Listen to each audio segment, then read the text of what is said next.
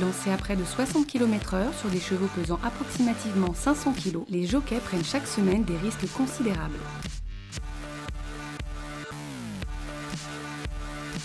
Une fois que les boîtes sont ouvertes, on ne pense plus à rien, on pense à notre course, à gagner. Mais tout en sachant que le risque est là, mais on enlève la peur. Il faut être très concentré parce que c'est une petite piste avec 2 tournants assez secs. On doit contrôler notre cheval, mais aussi contrôler un peu ce que les autres font devant, parce que c'est un peu imprévisible. Donc on doit tout le temps, en une demi-seconde, on va dire, on a des décisions à prendre qu'il faut prendre très rapidement.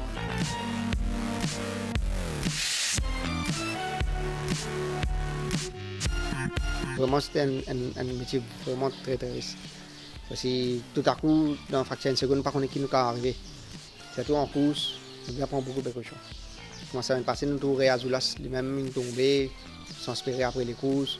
Il y a beaucoup d'accidents qui nous déroulent, mais ces accidents qui nous déroulent samedi là, pour moi, pas de attendre. Mais heureusement, je n'ai pas gagné, rien cassé avec moi. Mais moi, j'ai un choc, vraiment un très choc. Les chutes sont principalement causées par une trop infime proximité entre les chevaux. Les sabots antérieurs d'un cheval peuvent taper les sabots postérieurs du cheval le précédent et donc le faire tomber. Le cheval peut aussi simplement trébucher ou buter et donc tomber en entraînant avec lui son jockey.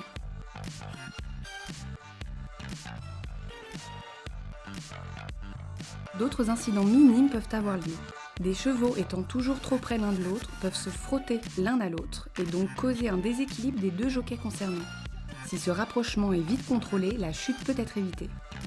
Une selle mal fixée peut tourner pendant la course et causer un déséquilibre. Le jockey peut aussi par exemple perdre ses étriers au départ de la course. Il existe aussi des situations où le cheval à l'intérieur de la piste passe trop près des barrières de sécurité. Il y a donc un frottement et le jockey peut être blessé gravement au genou ou à la cuisse.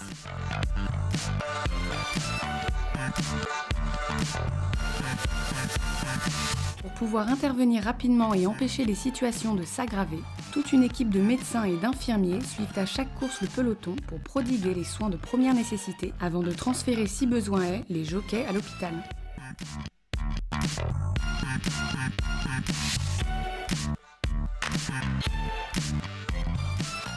Par mesure de sécurité et pour atténuer les chocs, les jockeys sont tout de même tous obligés de porter sous leur casaque un gilet de protection homologué, aussi bien à l'entraînement qu'en course. C'est important pour avoir un petit préféré chez nous, avec nous, mais si pendant ça nous sommes capables de blesser plus grave, capables de côte casser, parce que nous ne pouvons pas côte nous qui position nous peut tomber. Le cheval qui passe le nous, nous sommes capables de tomber à côté aussi, nous sommes capables de gagner un coup de pied, nous sommes capables de gagner n'importe quoi. Mais il y a pourtant une beauté protectrice, c'est vraiment important pour monter une course.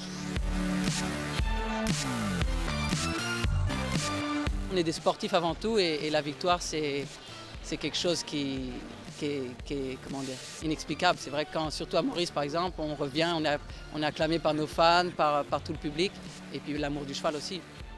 Donc c'est vrai que c'est un grand plaisir d'être jockey sans penser au pire on va dire. Il est comme ça, on est habitué.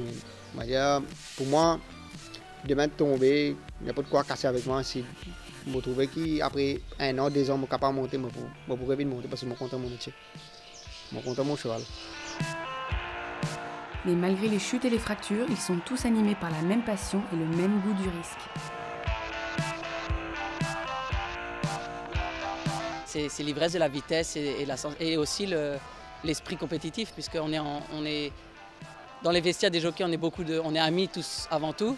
Mais une fois qu'on est sur la piste, on est des adversaires. Donc une fois qu'on est dans les boîtes et que la course est partie, il n'y a plus d'amis et c'est la compétition qui commence. Hey!